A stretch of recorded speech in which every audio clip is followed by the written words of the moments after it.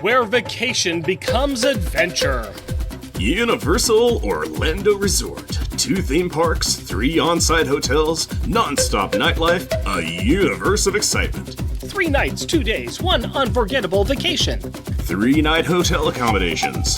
2-day admission to enjoy both Universal Studios and Universal's Island of Adventures theme park. Early park admission to experience the wizarding world of Harry Potter and the amazing adventures of Spider-Man. And more! From only $249 per adult, tax inclusive. Upgrade to an on-site hotel and skip the regular lines in both theme parks for free! Visit universalorlando.com/Marvel. Call 1-877-247-4624 or contact your preferred travel professional.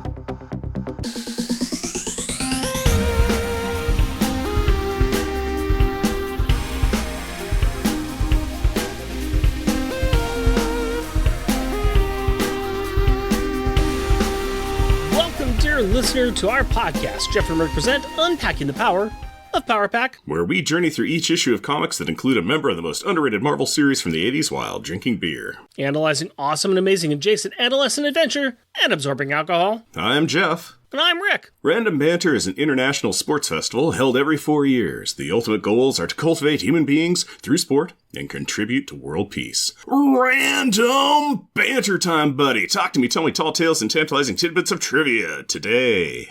I don't want to talk to you about the Olympics. Or are you talking about the NATO war games? Could be any number of things, but mostly random banter around the world. I don't know. Sports. Olympics. Is there a reason why I might have picked this? Yes. It might have something to do with something that occurs in this book. Yeah, first page spoiler. First page spoiler. We are going to get to that and talk about that a lot. Gotta get some wrestling. Besides that, let's see here. What has been new in the hood with us?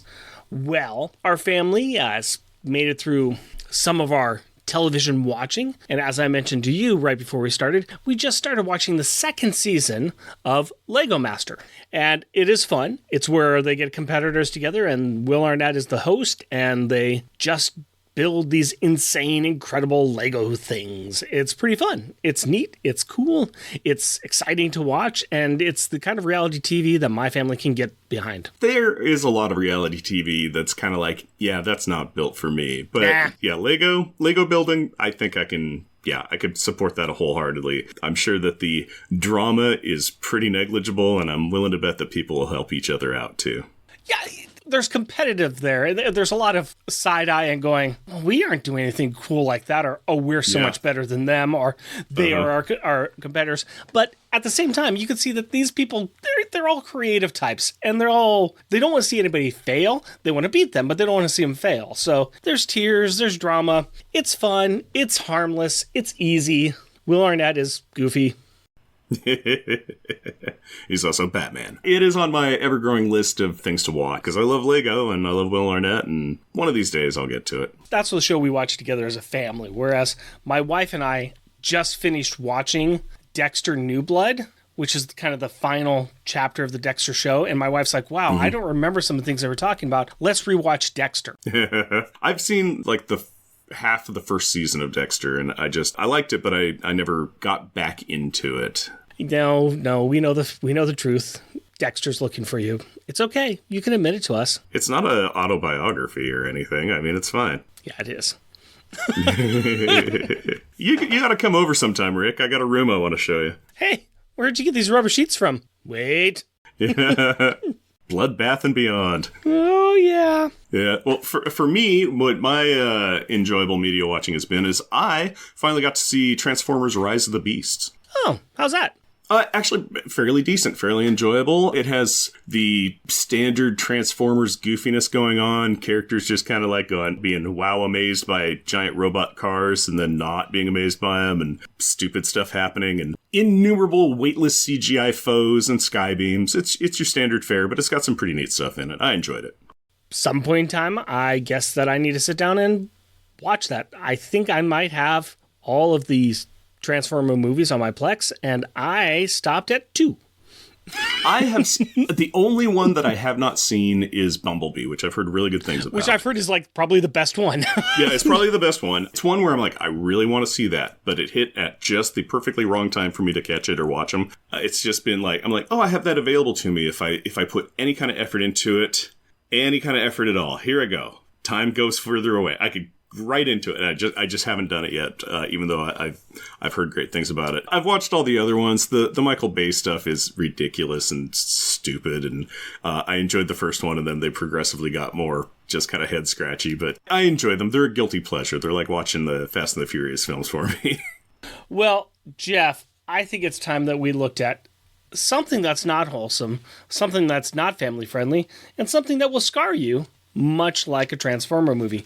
Before we do that, I think we need to get to the 2 cents replay from last episode. Jeff. All-out war is about to erupt between the Avengers Academy and the Runaways when Nico sucker spell punches Giant Man because he and Tiger are planning to steal away Molly Hayes and Clariplast, except it doesn't, because they all sit down and have an introspective discourse where they agree to all experience each other's lives via a spell, after which they all go back to their own lives with a deeper understanding of what it is like to walk a mile in another person's shoes. Now that and Julie and Carolina start to date at the end of this issue because they each learned that the other one is super awesome, amazing, and cute. 2 sentence replay is over. Why don't you give me a beer and tell us what our Power Pack pick is? My pleasure, my friend. I walked from the garage after getting this out of my beer fridge, because yes, I have a beer fridge, and I was singing this, and my wife's like, where did that come from? Dun dun dun dun dun dun dun dun dun dun, Mortal Kombat! And my wife's like, why are you singing that? And then I showed her this can of beer. Jeff. Which I'm going to pull out of a bag right now. Beer with balance. Level beer. Choose your weapon.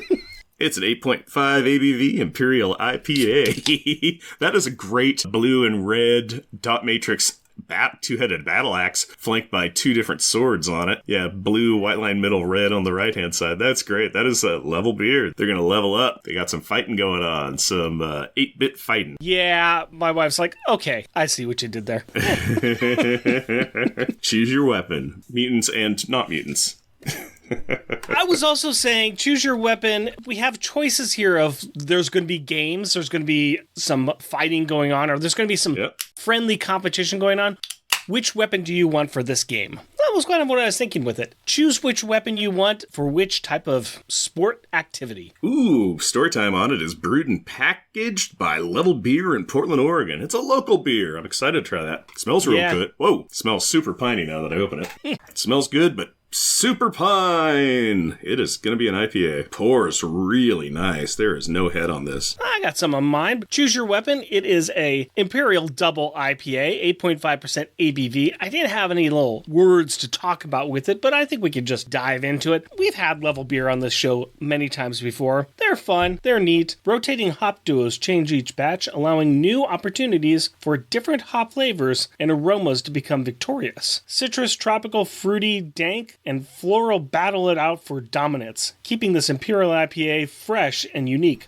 Choose wisely and let the battle commence. I can smell the floral, I can smell the dank, I can smell the citrus, I can smell the tropical. I smell all of those. I smell all of those in there now that they've been mentioned. I'm like, it's very IPA, but it does have all those. I'm like, oh, that's very citrusy, kind of floral, kind of like. And then Rick starts reading, and I'm like, yep, those are the scents that are on the old nose when I give it a sniff. But taste-wise, it really wants to punch me in the face, and it kind of is, but it's in that nose punch level where it's just like, you've been booped on the nose or you've been hit on the nose, and it's hard to tell which one it is because it's the little bit longer it goes, the stronger it gets. Boy. Nope. That is piney. That is hoppy. That is a lot of rusty nails. This is IPA with IPA and a little bit more IPA just to say, hello, we're an IPA. Second sip, it's both stronger on the front end but weaker on the sinus punch that it was giving me. It goes away a little bit at the end. I think that this isn't hitting you as hard because you've been sick. That's my excuse for you. No, this is hoppy. It is very hoppy.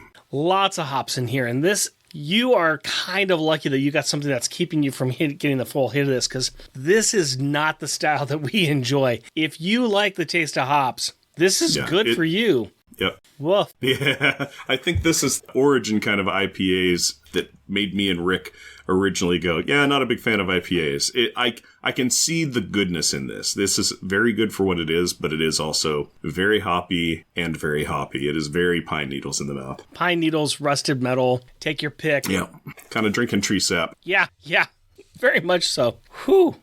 The 8.5%, if we can get to it, that's going to also kind of kick you in the end as well. This is a very cool can. I do like the can. Like I said, pixelated, kind of think a little bit of Minecraft type of axe with red and blue on it. I dig this. I dig the concept behind it. This is just going to be a little bit stronger than I like for my enjoyable beverage to get me through a nice comic book. Yeah, it's a little bit of a challenging beer. It's not quite the forget about it that you're drinking. We've had plenty of beers where just like, I realized by the end, I'm like, oh, my glass is empty. And I didn't realize I was drinking it. Then there's others where Rick's talking and I take a sip and then I have to kind of like mute my mic or wait for a little bit to kind of like let the waves of the beer pass over me. And I think this might be kind of one of them.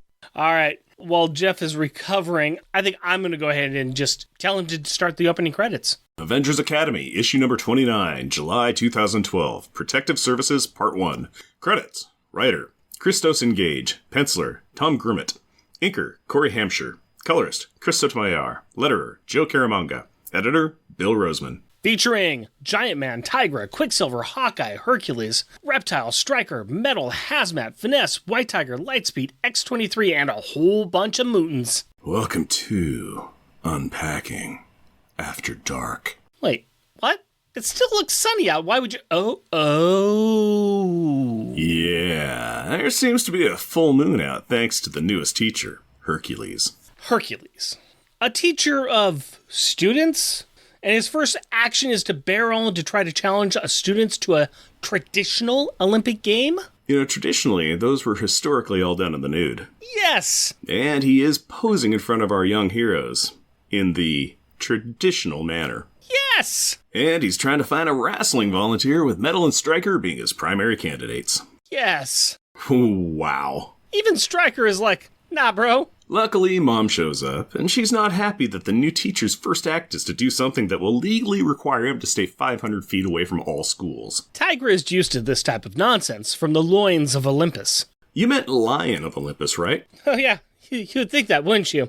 And Tigra chastises him with a line, but my co-host has heard multiple times. Will you please put your pants on? I did not come here with pants. I am not leaving with pants. And, to quote Hercules, I find them too confining. Apparently over the centuries, Herc has missed society is changing its view on public nudity. That, or he has spent an insane amount of time in Portland, Oregon, at Rooster Rock and doing naked bike rides. More ruminations on the exposure of the epidermis of a god needs to wait, because company has arrived, i.e., the Avengers. Dude, the Avengers Academy students are all already here, basking in or avoiding the gaze of the god of skillfully placed word balloons. No.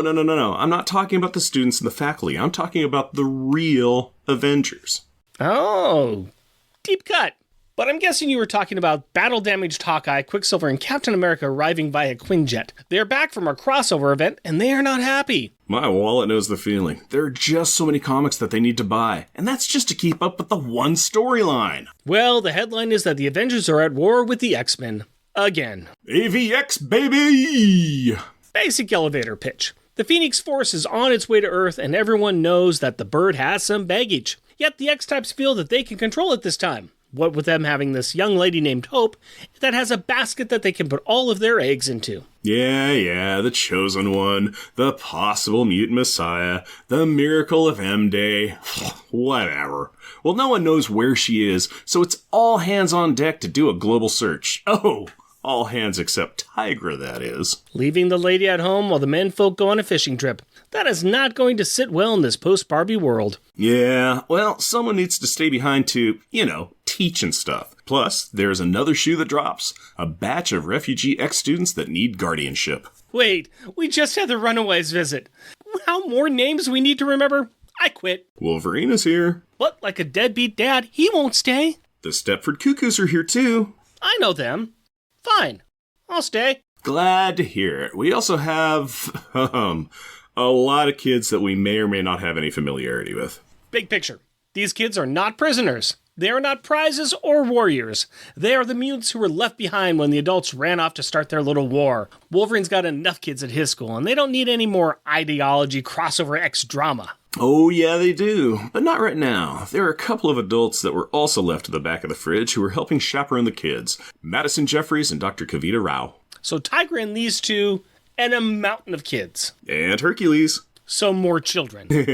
Well, Hank has a lot of protections on campus set up against telepaths, teleporters, and televangelists. The worst. Cap has one message for the Avenger kids. Welcome these interloping kids who absolutely do not trust you or the situation and will probably kill you in your sleep. Oh, also, if they try to escape or leave or get involved with the little war that's going on, stop them.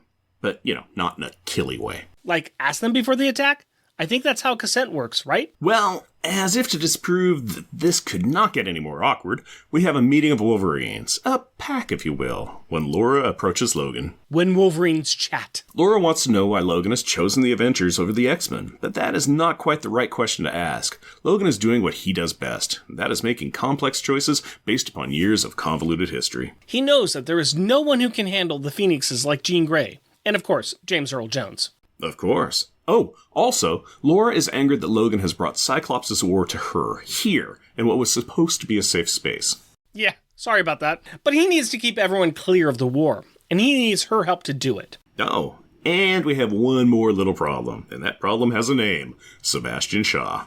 That he takes and absorbs kinetic energy and then can let that come back out. He has been one of the biggest opponents of the X-Men for years. One of the guys responsible for turning the last Phoenix dark by buying her some red pants.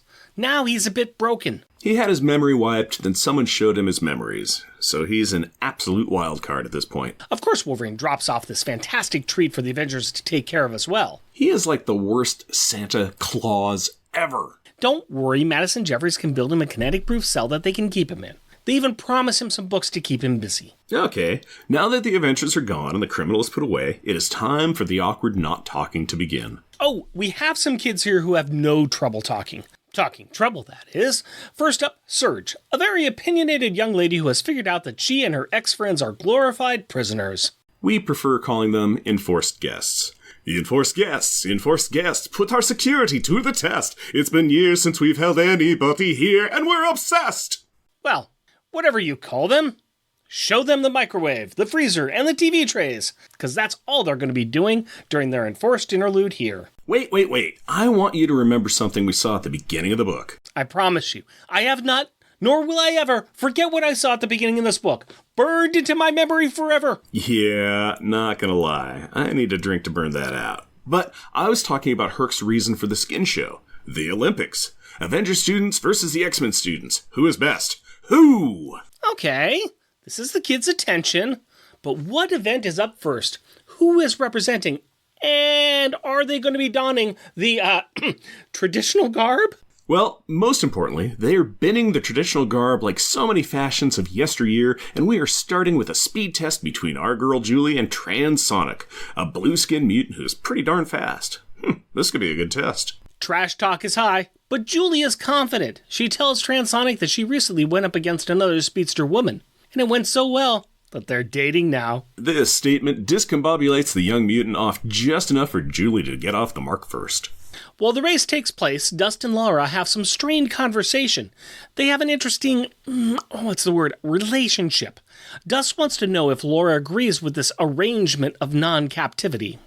Laura is gathering more info before she decides. She's a patient marmot, and she's waiting to see what happens with the hormonal chromosome crew. Oh, Julie wins the race. Barely. Nice.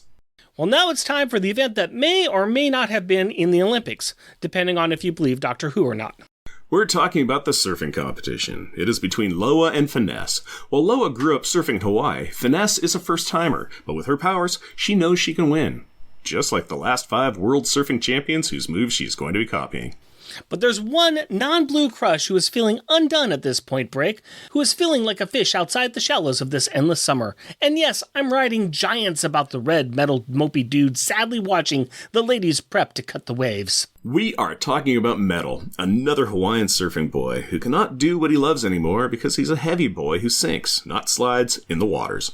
Oh, but wait a moment. Wait till you see what Loa's power can do. She is a molecular disruptor who can swim the ground, disrupting it like a wave, which she demonstrates by causing earth waves beneath Metal's surfboard. Cowa flippin' bunga. This is the best day of Metal's metal life. So, of course, Hazmat has something to say and do about this. Oh, no. No, it's all good. She sees this as being the good flirting, and Metal got to do something he loved. In fact, she gives Loa a hug and thanks her. Whoa. And she announces that as far as she is concerned, the X-Men won and that all extramural hostilities are over. They should all get along and have a picnic on the beach. Okay, gonna call it right now. The telepathy jammers on campus are broken. This is genuine and heartfelt behavior on Hazmat's part.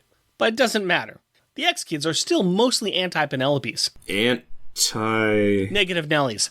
There's a small group of these mutants who are devoted followers of Hope Summers, and she is missing, and the Avengers invaded their home, and it is 2012, and MTV just announced the 6th season of Jersey Shore would be the last. Oh, the horror.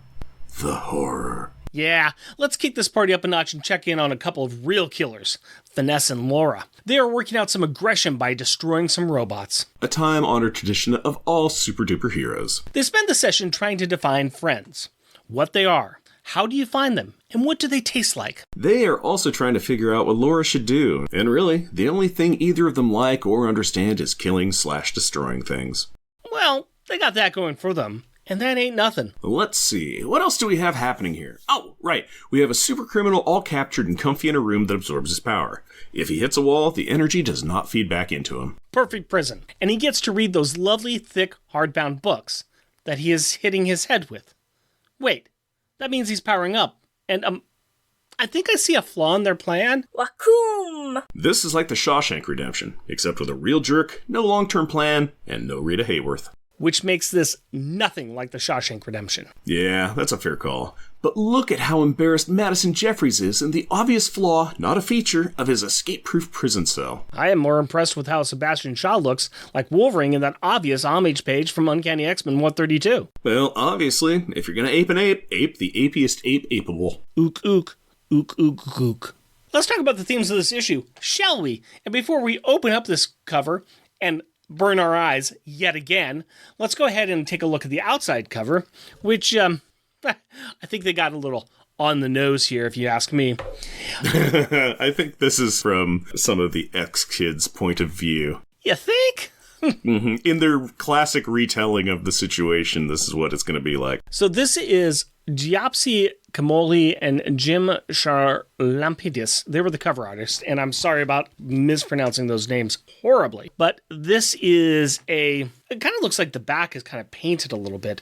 You got heavy rain coming down, and you've got 4 mutants. And who are the mutants here again, Jeff? It looks like Primal, Surge, Dust, and Pixie, I believe. Yeah, and they're very looking downtrodden. They've got like inhibitor collars on their necks, and they got their hands in these inhibitor cuffs, and they're looking very, very sad. It's raining. Behind this fence, you've got members of the Avengers Academy. You've got the Sentinel who's looking down. His lights are kind of lighting up the thing. So, yeah, this is what the X-Kids feel like. They feel like they are in a camp. Their powers are muted. They've got these people that are staring. They don't even know the Sentinel's there yet. This is just their feeling of it. They feel like they are in a camp. Yep. It looks very much like an internment camp is what it really does. It looks like they are prisoners of war. It is emotionally correct, yet physically super incorrect for what is going on in the circumstance. But I think that it's not I think it's a good representation of what's going on in this issue. Yeah. It never gets to this point in this issue. So, well, except unless your name's Sebastion Shaw. But still, we'll get to that. I like the cover. I think it's pretty cool. I think the drawing is good. I think it's very evocative. I think it's very much about what this issue's about. And I think it's well done, especially with the falling rain. Oh, yeah. No, it's great. It looks very, Days of Future Past? Yeah. Yeah, it's a little bit of an homage to that. There's a lot of homages to X books in here, if you will, especially that horrendous last page, which we are going to get to. let's talk about it a little bit. Do you know any of these X-Peeps in here? I know Primal's name because there was a name tag plastered over his character at one point saying Primal. I know nothing about him otherwise. Pixie I've seen before, but I can't remember too much about her. I think she teleports, and I could even be wrong with who that is. Dust, I recognize her from the Burqa, but I know nothing about her. And Surge, I believe, is actually the comic adaptation of a TV show whose name I'm completely blanking on, with the girl who has the earthquake powers. You're thinking of Agents of S.H.I.E.L.D.? Thank you. That's what it's called. Yes. Okay. I don't know if the TV show character was based off of this character or this character was based off of her. I could be 100% wrong.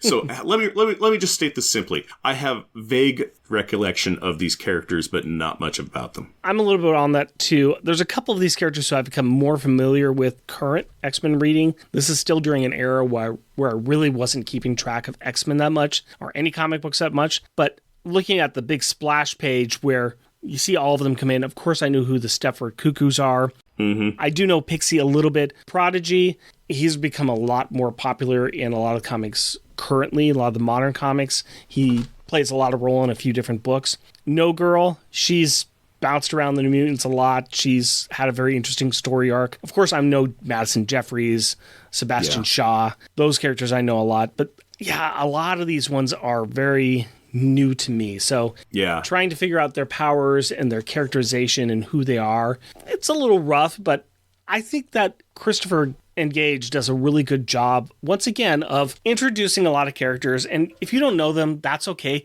Most of the time, you don't really need to. The situation kind of speaks for itself. The characters kind of show you who they are through most of this. If you're interested in looking up these characters, sure, go for it. But it's not going to help move the story along to go into in depth with them, but he does a good job of juggling all the different people in here. Christos does a really good job at these ensemble casts and giving you enough information about them in a this is your first comic book ever kind of a way that it feels natural. So you get enough information from them. It's like, even with Sebastion Shaw, an established character, I think in the next comic that we're going to cover tonight, he even kind of goes into his power set. They talk about it, but it's in a way that's like, oh, you often misunderstand my powers and blah, blah, these kind of things so you will find out what you need to know about them as it goes. Otherwise, they're other angry, muscly students that are in an area where they're upset. So, all right, let's talk about elephant trunk in the room. Because he's not wearing his breech clout or his pants. I mean, what a way to bring Hercules into this comic. I mean, there is so many questions. And if it wasn't for the fact that he is a god who just can get away with anything he wants to get away with, and you know that he's not doing it in a way that's bad or sexual or anything like that. He is just trying to make a point, but it is so misguided and so Hercules. I hate it and I love it at the same time. It is perfect Hercules. I love Hercules as a character. He's just so braggadocious, and literally everything rolls off of him. He's a duck. Water just pours off of him. He's so amazing. He's so hairy. There's nothing that can roll off him. Because, as he stated shortly there into his introduction, the original Olympians were clad in naught but oil underneath the blistering rays of the sun. So the oil that they anoint their bodies with to protect them from the elements is what is letting everything roll off his hairy body. I do appreciate this entire thing because it is Hercules front center in a Greco pose with word balloons amazingly placed. So you see everything and nothing. Yeah, he's the god of the word balloons. Yes. It is amazing. Yeah, it is so great. And I love just the students. We're going to get into this page again, I'm sure, in the future. But I love his posing. He looks amazing. And then in the background, all the students. Just, you can see exactly what is going through their heads on each and every character. And I love it. And some are kind of like, the ones that are a little more emotionally detached, like Laura and Finesse, are just observant. They're like, yeah, okay, this is a naked guy. Laura doesn't care. Finesse is categorizing. Yeah, she's processed it. She's processing and putting them into categories. Going, okay, yes, this. She's gone past the main show, if you will, and she's actually going Yes. through and she's measuring deltoids at this point. Yes, she's gathering information. She is just like, she would be able to tell pectoral size differences from his depowered state to his empowered states and everything like that. Yeah. We'll get back to this. We'll definitely get back, but I just want to say I love Julie in the background because she has that look of like, oh, that's right. I remember going to the Avengers compound that time when I was a kid. He was just wearing a sheet. Oh, yeah. Or a towel. This is Hercules at his normalist. Yeah, Hercules is a lot in this book. Hercules being introduced to the cast of this book is a fascinating idea as another teacher. It makes sense. I think he's an interesting character to have as a teacher. We've already covered one book with Hercules and the kids where he's doing babysitting kind of in our... We covered that in our Patreon. Yep. He's a fascinating character to have in there. Like we said, just the braggadocio, the alpha male of it all, but also he is just trying to be friendly. That is ultimately his saving grace, where he's very braggadocious. He's very much all about him and how great he is, but also it's just in the most innocent manner ever. He can get away with doing things like this, where you're like, he's not trying to be pervy or anything. He's genuinely going like, you brought me here to teach them about the Olympic Games, being one of the first Olympians. This is how we did the first Olympics. Let's do this so that you can get the historical accuracy. It'll be weird because girls are going to be in it. I always wanted them to be in the Olympics, but they wouldn't let them in. Let's do this. We're doing history lessons. Yeah, let's talk about those games. Mm-hmm. My one complaint with this book is I would have liked to have seen more of that. We kind of moved into the story pretty quick here, but I would have been much more entertained to see more of the competition between the schools. The schools kind of doing things together, and I think that would have been a lot better. No, I fully agree, because the competitions, the games, characters meeting and connecting and competing against one another, because you get that with Julie and Transonic. Transonic's a character I have no history with. Julie throwing Transonic off her game, and then they zip out and they come back, and Julie just wins, and Transonic's like, you call that a win? Like going, you cheated, you didn't win, you threw me off my game, I'd have won you. So that was interesting. And then a flight race. That's a game. The next one, surfing. I'm like, okay, wouldn't expect this as a sport, but yeah, totally, go ahead and do that. But then it transitions into character moments and development, and it was kind of like, that's cool. Not really a game. It was just like now Loa and Metal playing around, and it was like, oh, that's fun and friendly. But it would have really been neat to have seen more competitions and seeing how characters interacted and knew each other. Yeah, I think that I would have enjoyed that a little bit more, just to see more of the one-on-one group interactions, seeing how they got along, didn't get along, and I think that it would have helped pace the rest of the story a little bit better and gotten to more of kind of like what we got with the Runaways. It was really easy for the Runaways to transition into we can kind of see their point of view. We kind of get along with them. We have some things, but there was a couple of scenes that were some good interaction building scenes. And we don't quite get that here before we start moving into the next few set pieces.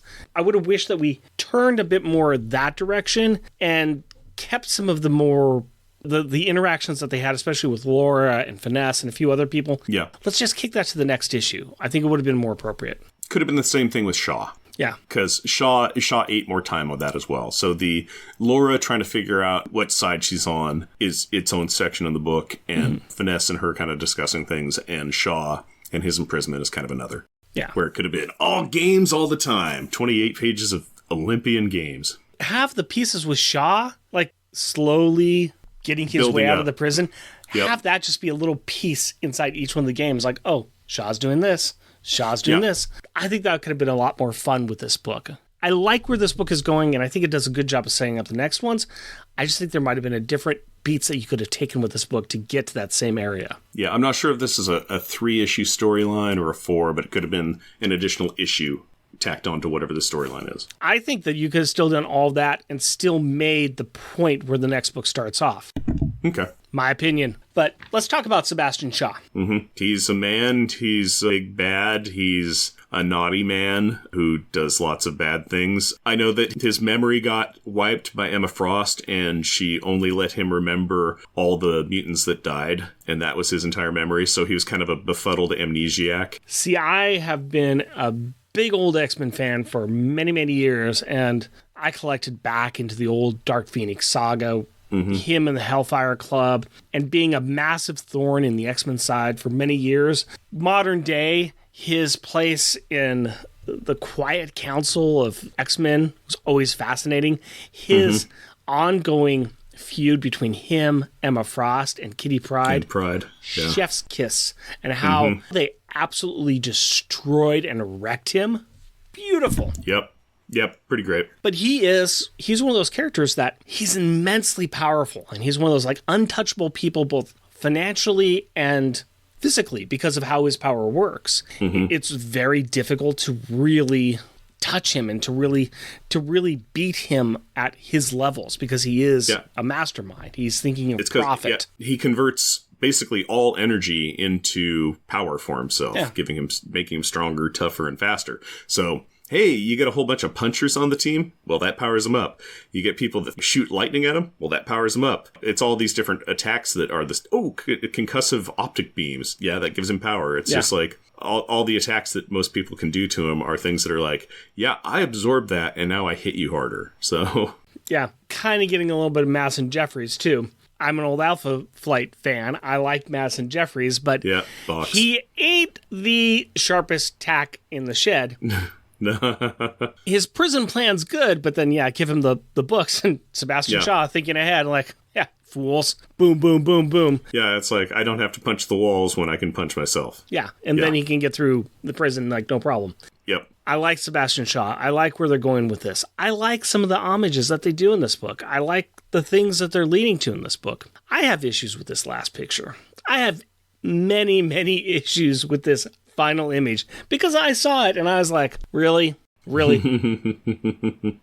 I know Wolverine, sir. Wolverine's a friend of mine. You, sir, are not Wolverine. That's a great quote. I bet people are going to call that a famous quote in the future. Shut up. It's absolutely different. What they're going from here is Uncanny X-Men 132. Wolverine's been beaten. The X-Men have been taken captive. He's in the sewer and he's crawling through the sewer because he is going to crawl up in through the sewer pipes and just destroy the Hellfire Club. It is the setup for just this amazing Wolverine revenge early on. It's kind of what made Wolverine the bad dude that we all know him as today. Everything cool about Wolverine came from that moment, that image, and built from there. And there is nothing about what Sebastion Shaw is doing that meets that level. Yeah, he's going to go up and he's going to wreck the Avengers, but it's not the same. No, it's not the same. It's not the same at all. But he punched his way into their drain pipes. He's going to work his way through. He's going to disable their system. He's going to kill their kids. Yeah, it's similar in a not as cool way. I'll get off my soapbox. Anything else you want to say about this issue? No, it's a fun issue. I agree. I would have liked to have had more Olympic Games. Yeah, it's a good comic. It's fun. All right. Then let's move on over to our final thoughts. Let's talk a little bit about the Gallery of Greatness. Jeff. Let's go ahead and talk about some backup ones here. Yeah, actually, I've already said what my backup joke one was, and I've already used my joke because I'm now looking at my notes and I'm like, you, sir, are no Mr. Hudson. Yeah. that'd be that okay, last so the splash panel. Page at the end. The splash page at the end. You, sir, are no Mr. Hudson. So yeah, I didn't realize I used that joke in my own notes there. I will do my backup one then, which is on page 19 of Marvel Unlimited, and I call it, Why Won't My Stupid Brain Learn? Hold on. For my top joke one, I call that page D-A-X-E Requiem. Requiem. From Monty Python, as the monks are pounding their head as they're walking. That was the first thing that came to my mind. This is Shaw sitting in his holding cell, beating himself in the head with a book. And I totally get the Monty Python reference there. For me, it's just like somebody who's just having trouble understanding a subject. It's like, why won't my stupid brain learn? Pounding himself with the textbook. So I get it. Hey, organic chemistry is tough. It's not for everybody. So show off. What's your top joke one, sir? Oh, that would be the first splash page on page 3 of Marvel Unlimited, which I call background reactions, just because of, like we were talking about, Julie having I remember this from like issue number 16. I can't remember which issue. I should have looked that up. Yep. When we went to the Avengers compound, and Laura going, yeah, it's a naked dude, whatever. And Finesse is just like, categorizing parts, and Metal is covering Hazmat's eyes, and Reptile's like, and the Striker's even there, kind of like going, no, not for me. No, pass. Swipe left, please. That's my top good one, and I call that Herc and his junk.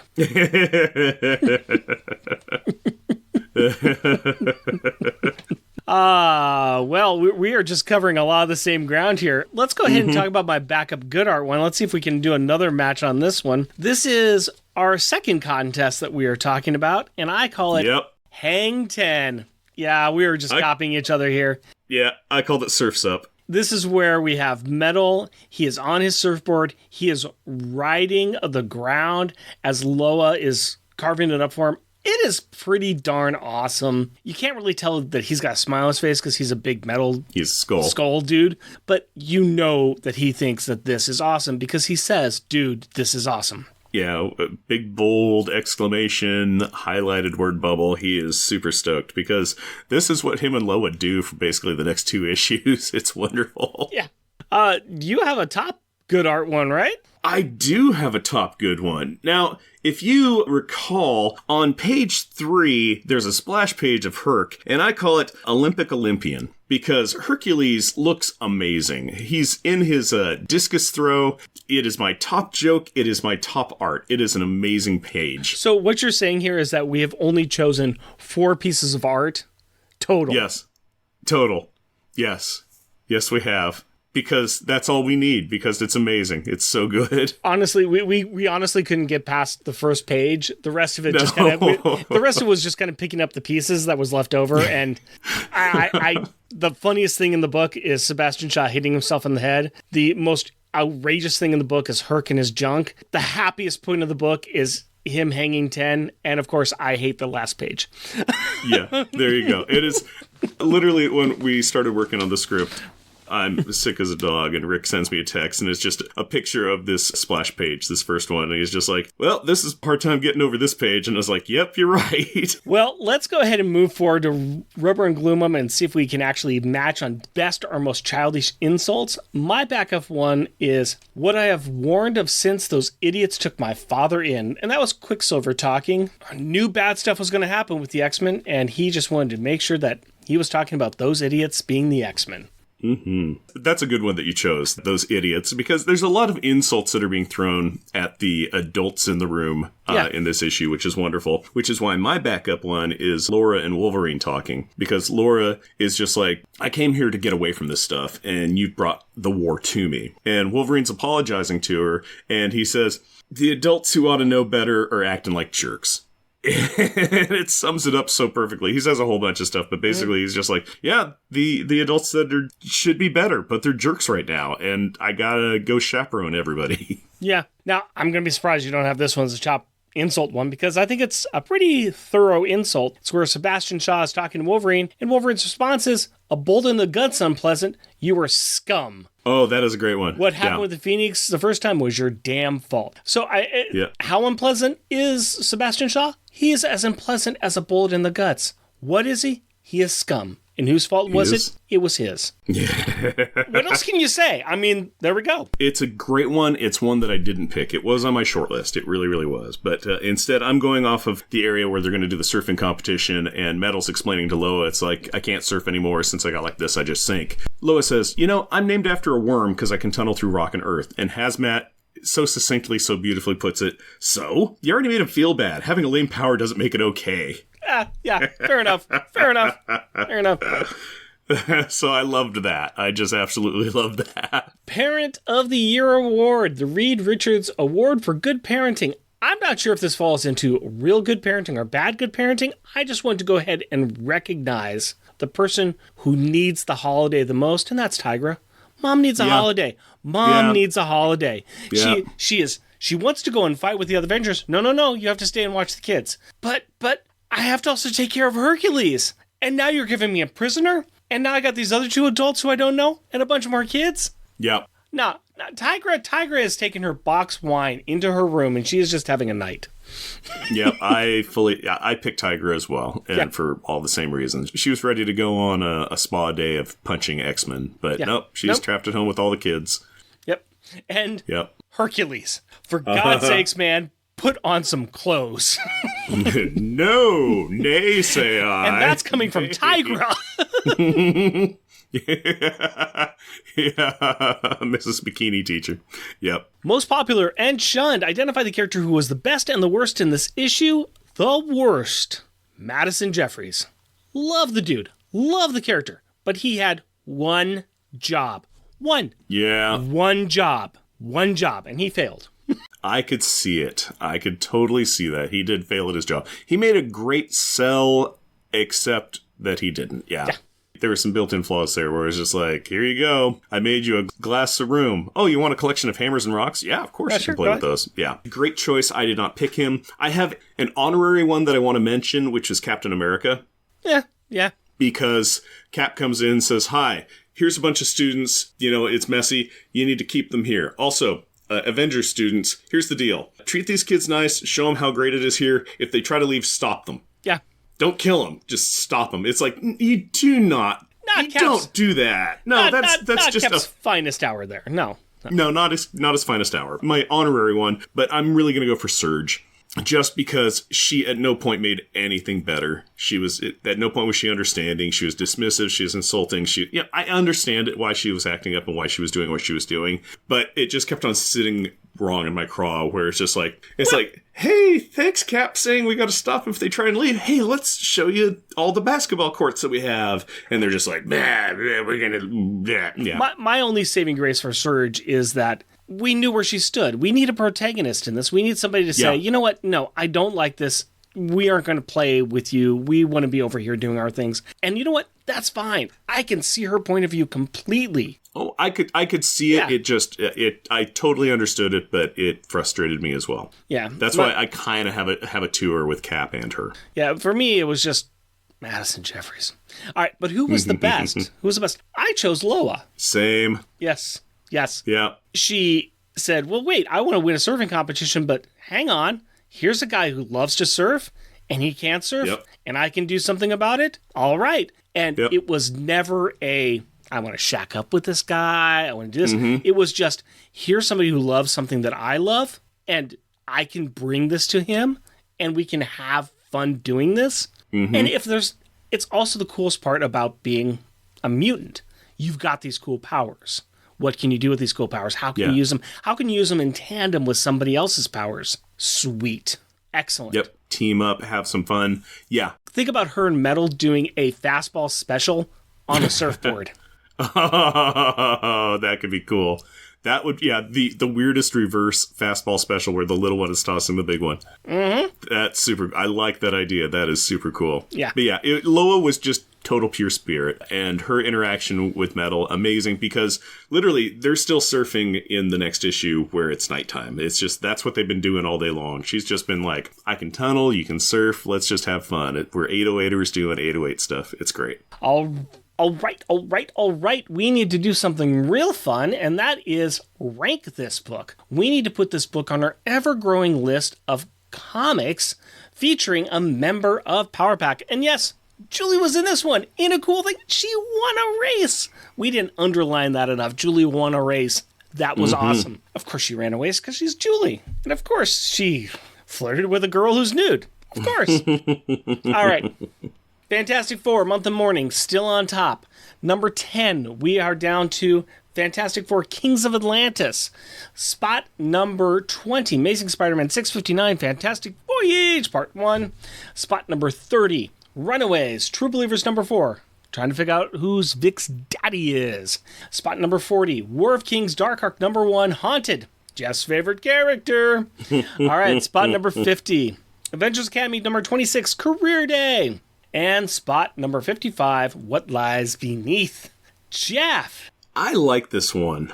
I like this one quite a bit. I'm starting my look around in the 20s area. I see 27, Avengers Academy's 24 family. Better than that, Runaways want their dino... Oh, yeah, Avengers Homecoming Part 1, they want their dino back. That is a comparable issue, because we just did come off that. First issue with another team here, I kind of like that one better for some of the reasons we've already talked about. That issue does a better job of doing more of a, how are they getting along? This one's got a great scene with Loa and Metal. Fantastic. Love it. Kind of it. We kind of get something with Julie and Transonic. We just don't get that much. I think there's a lot better interactions in the Homecoming Part 1. Homecoming Part 1 does have a lot more interactions where you're understanding where the characters are coming from and their distrust of each other and everything. Where this is kind of like they went there voluntarily to go ask for help in their awkward runaways way, whereas the ex-students got dropped off saying, hey, they're not prisoners, but they also are. I like this better, but I do like Homecoming interactions better on that regard. So they're very comparable. Let's put this down at spot number 25. I'm okay with that. I'm good with this putting up above the loners, so we'll make this one the new number 25. All right. And hey, if we're at the 25, that's past legal drinking age, so let's talk about our final thoughts on beer. So we have Level Beer, Choose Your Weapon, Imperial IPA. What are we thinking, Rick? Let me tell you, my friend. Let me tell you. I don't know. I'm having a hard time drinking this one. This is not what I enjoy at all. I can see where it's good. I can see where some people would like it. I just am not there. I'm at about a 2 or a 2.5. I just really am struggling with this. It's a tall boy that we're drinking out of. I probably poured 12 ounces into my glass. I still probably have about 3-4 ounces left in my mug. I'm sipping at it. I'm finding it more enjoyable as I go. Not super what I'd be going for. I'm going to be a little more compassionate than you. I'm going to give it a 3. It's something that I am drinking. I would drink. I will finish. It's enjoyable enough. It's not amazing. It's right in that middle zone for me. So I'm going to give mine a 3. Okay. So I'm going to go ahead and say 2.5 on mine. You're giving this one a 3. All right. All right. Add that up, and we have Kids Perspective. My math is really terrible. But that is where Rick talks to his 13-year-old daughter about the issue that we just covered. So Rick and Carrie, take it away. Hello, Carrie.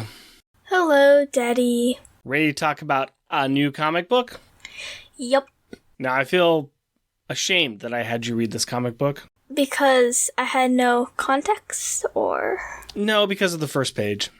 Right. The first page. That's, it's really special, actually. No words. So anyways, the rest of the book. The rest of the book, then. We'll move on to the rest of the book. Let me ask you this. Why was Hercules naked? What was he trying to do? What was he... Reenact history. They're talking about the first Olympic Games. Yeah. And like millions of years ago. Yeah. Not millions of years ago. It was about... Hundreds. A little over 2,000 years ago. The first Olympic Games were in Olympus, and it was only men competing, and they competed nude.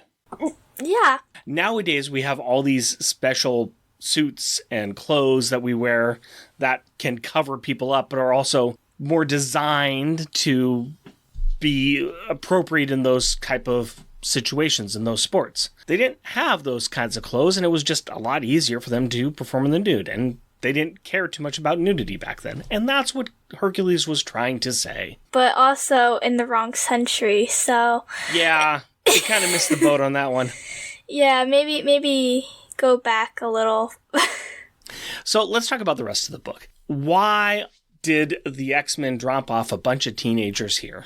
'Cause there's like a war something going on with Cyclops and Wolverine. Yeah. And there's like the Phoenix is happening again. And yeah, at the end of the book, there's just this other guy who's like thumping a book against his head. Who's very angry. And yeah, that's villains, not villains, things that's happening. It sounds like you understand this book extremely well. I know, right? I have so much background information. It's great. I will say, though, some comic books, I read the little previews to other comic books or something. For a few of them, there was like, I think the beginning of... What's her name again? The one who's getting taken over by the Phoenix again? They talk about Hope. She's supposed to be the Messiah, and she's supposed to be the one who... Are you talking about her, or are you talking about Jean Grey? Yeah, I think it was her. Mm-hmm. I don't know, but I think I saw a little bit of that. I'm not sure. It didn't help me that much. I was just like, oh, okay, that doesn't help. There is a lot of things going on. There's a lot of backstory. This is in the midst of another big crossover event called AVX, Avengers vs. X-Men. The Phoenix Force is coming back to Earth, and the X-Men are trying to position this one girl to become the host of the Phoenix Force. The Avengers aren't really happy about it. Wolverine and his portion of the X-Men, they aren't happy about it. And a lot of people are just angry at each other. And you got all these teenage mutants who've been told to go here on Avengers Academy campus and to wait and not get involved. And what are they kind of treated like there? Prisoners! Yeah. And there is some questions about this, right? Yeah. They're like, we don't want to be here. They don't want to be here. The Avengers Academy students don't want them there. A lot of the Academy students don't want to be guarding them. And there's a lot of real awkward feelings, right? Yeah. But there's some cool things that happen in here too, right? Yeah, what was some of the cool things that happened? They did a few, little games. Avengers versus X-Men portion, yeah. Julie was racing against Transonic. Mm-hmm. Julie kind of tricked her a little bit, right? Yeah. It always works out just to confuse people right before it happens, and then... What was the other cool little contest that they did? They were going to do a surfing contest, and... Instead, Loa helped out... Metal with surfing, because he can't surf anymore now that he's muscular. He's metal, and metal doesn't float.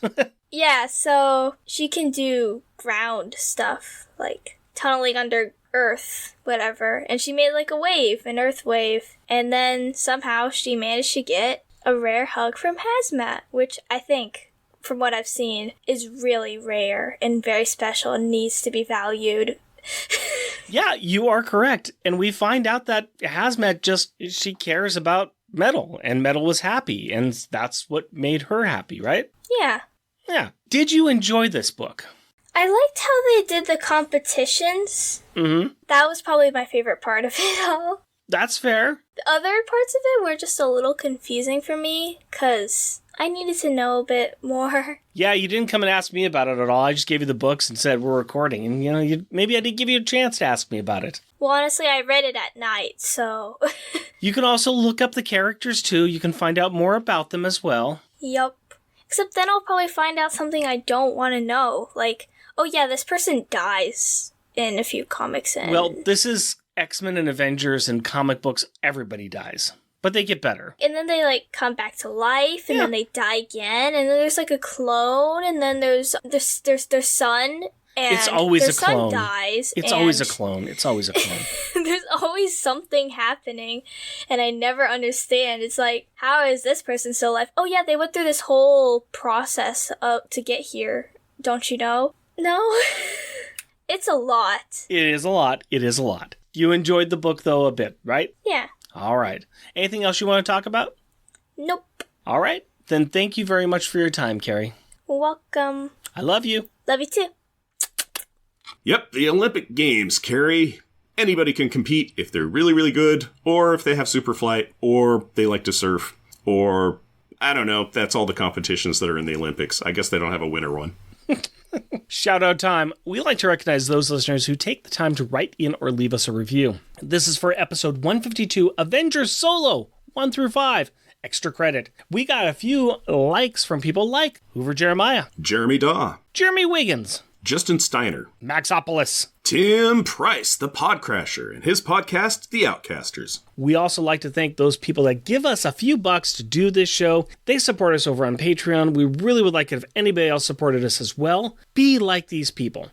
Adorably astonishing and amazing Andrew Burns. Cheerfully cheeky and charming Char Logan. Challenging, cheesy, and chuckling Charles Gears. Destructive and devastatingly delightful Damian Witter. Dynamically dangerous and devious Doug Jones. Intelligent, interesting, and innovative Isaac Perry. Jesting, joking, and jovial Jeff Bollier. Just jealous and jeweled Jeremy Daw. Muscly, mighty, and meticulous Matthew Birdsey. Mythical and magnificent monologuing Matthew Laserwitz. Steely, salty, and steamy Sailor Bear Zodar. Sad and sickeningly silly Shag Matthews. Tyrannically terrifying and tame Tim Price. Way wordy and wobbly Waffles. Weird and wonderfully wacky Wind. Next issue, we're going to be covering Avengers Academy, issue number 30, Protective Services, Part 2. And be sure to try to find us over wherever else we can be found, which at the moment is not too many other places. Sometimes I do stuff over on the Longbox Crusade Network whenever I feel like it. And we also have some merchandise available on Redbubble. Go to redbubble.com and search for Unpacking the Power of Power Pack.